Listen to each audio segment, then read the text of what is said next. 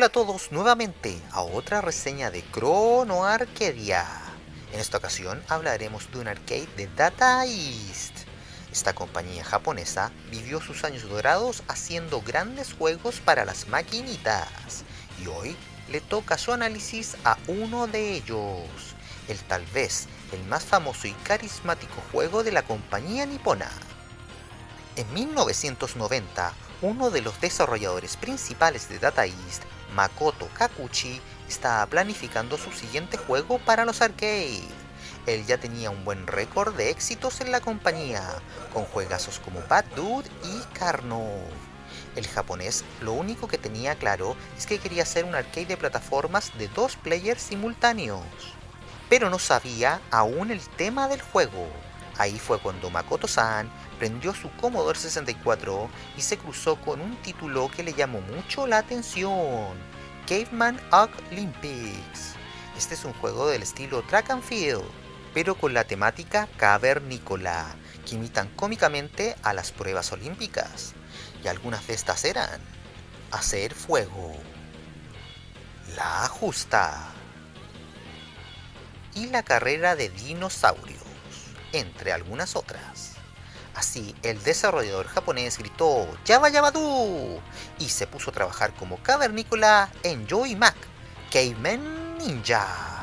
La historia cuenta que unos cavernícolas de una aldea enemiga atacan en la oscuridad de la noche, llevándose a todas las mujeres del asentamiento, y solo los machos alfa de pelo en pecho de Joy Mac parten al rescate de las féminas secuestradas. Pero no será tan fácil, porque deberán atravesar un montón de peligros prehistóricos, llenos de trampas mortales y letales dinosaurios. Este arcade es del género plataformas, con multijugador para 2 players simultáneos. El primer jugador tomará el rol de Joe y el segundo el rol de Mac.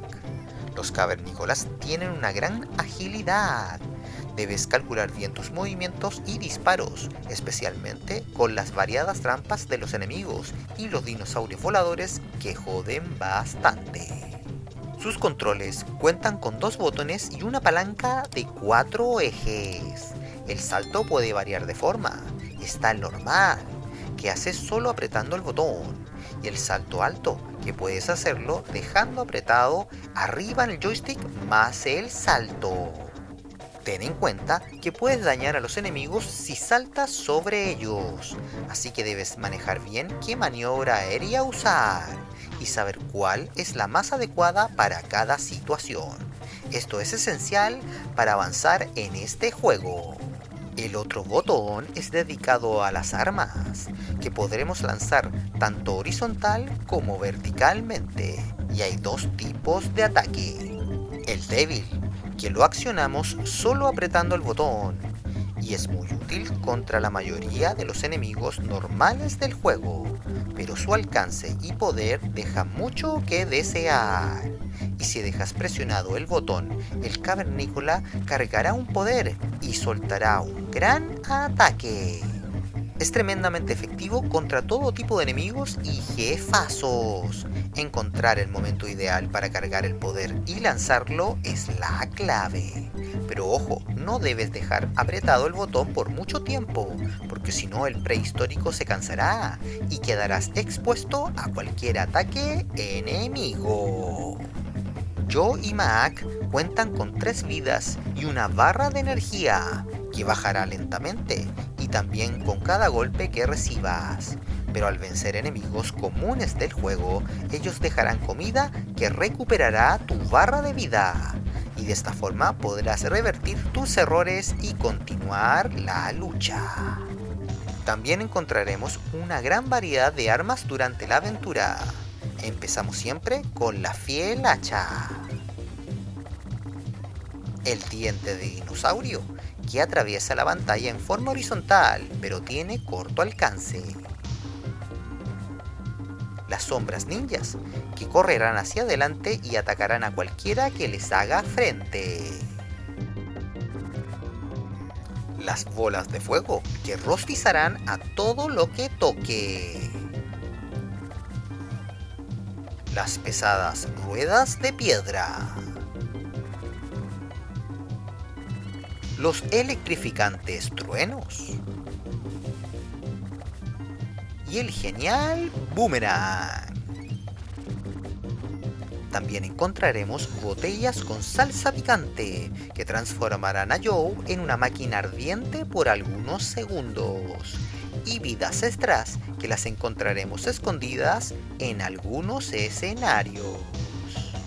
El juego no es muy difícil, pero igual necesitarás pasártelo varias veces para aprender el comportamiento y posición de los enemigos, especialmente de los jefazos, que serán el mayor escollo de esta aventura cavernícola.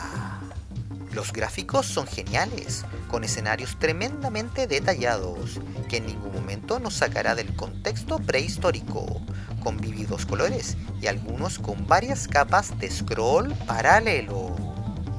El arte sprite es increíble. Los personajes y enemigos son tremendamente carismáticos y llenos de expresivas animaciones. Se nota que Data East le dio duro en este aspecto, y por lo mismo Starcade gana muchos puntos por su bello trabajo artístico.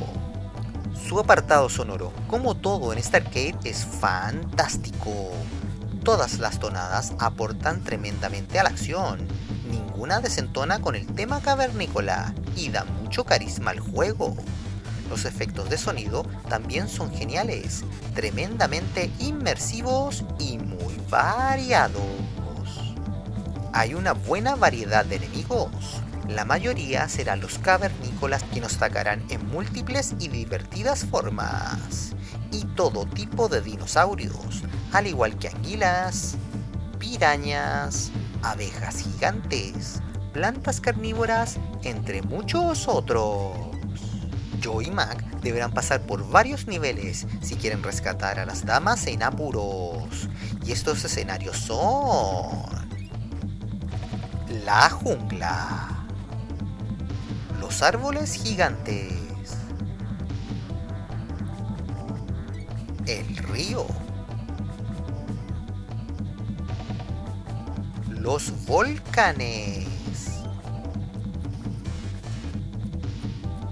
y el cementerio de dinosaurios. Además, al final de algunos niveles del juego, nos da la opción de qué camino elegir entre A o B. Los caminos B son el acantilado, otro río, pero esta vez montado en un dinosaurio, y finalmente un destrozado bosque azotado por una tormenta eléctrica. El mayor desafío del juego serán los increíbles y gigantescos jefazos, y estos son: el T-Rex dormilón, la planta come hombres, el volador pterosaurio, un grupo de ictiosaurios, el gigante branquiosaurio, el pinchudo anquilosaurio, el salvaje mamut,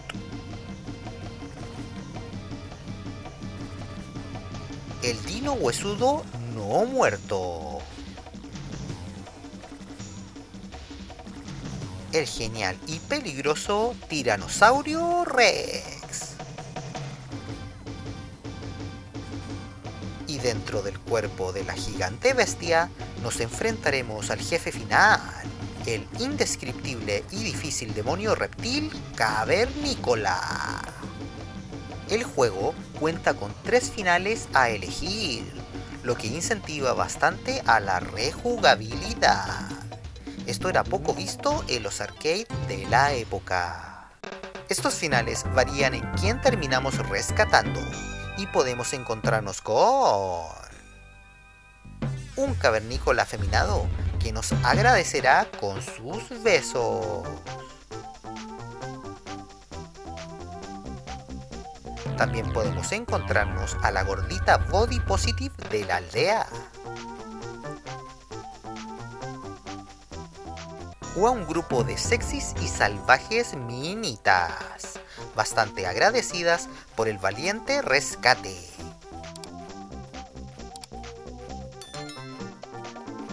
La aventura cavernícola fue un éxito para Data East y hubieron varias conversiones del arcade.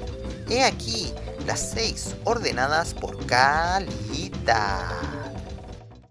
La portátil de Nintendo tiene un gran port.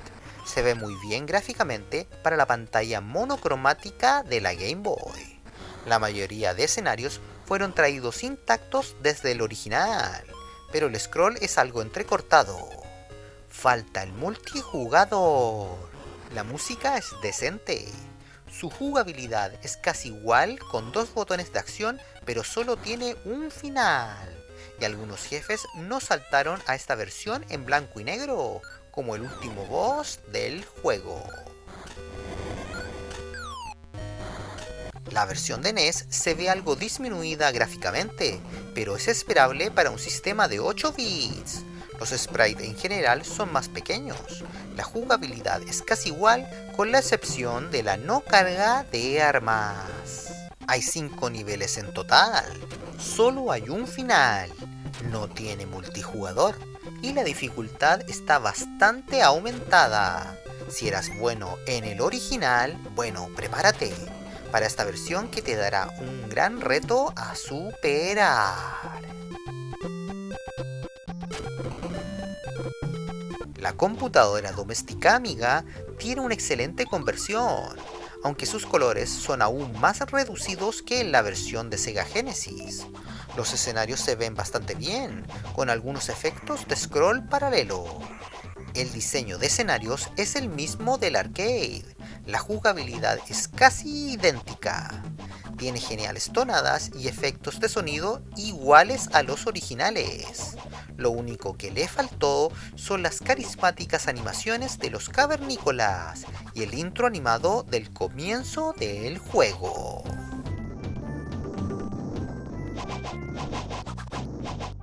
La versión tal vez más conocida es para la Super NES. Gráficamente es muy parecido al arcade, con grandes sprites y fluidas animaciones, pero la jugabilidad y diseño de escenarios han cambiado bastante. Los niveles son más largos. Hay un mapamundi a lo Super Mario World. Encontraremos llaves secretas que abrirán puertas ocultas. La barra de vida es reemplazada por corazones. Y al igual que los ports anteriores, tampoco puedes cargar tu arma. Y también hay solo un final disponible. Y en la versión americana censura la intro de los cavernícolas secuestrando a las chicas.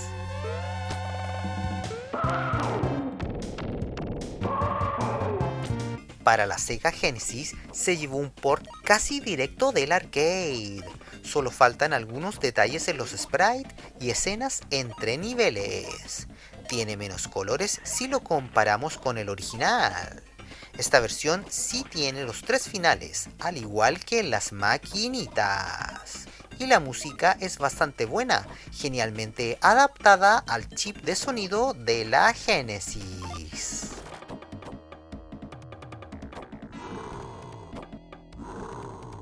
Y la mejor versión de todas es la de MS-DOS. Los 256 colores del PC se notan inmediatamente. Tiene la animación introductoria. Es sin duda el que más se parece al arcade. Con escenarios súper detallados, llenos de scroll paralelo y tiene multijugador. El único defecto es la música, que no suena para nada como el original. Pero en 1991 no podías pedir una mejor conversión que esta.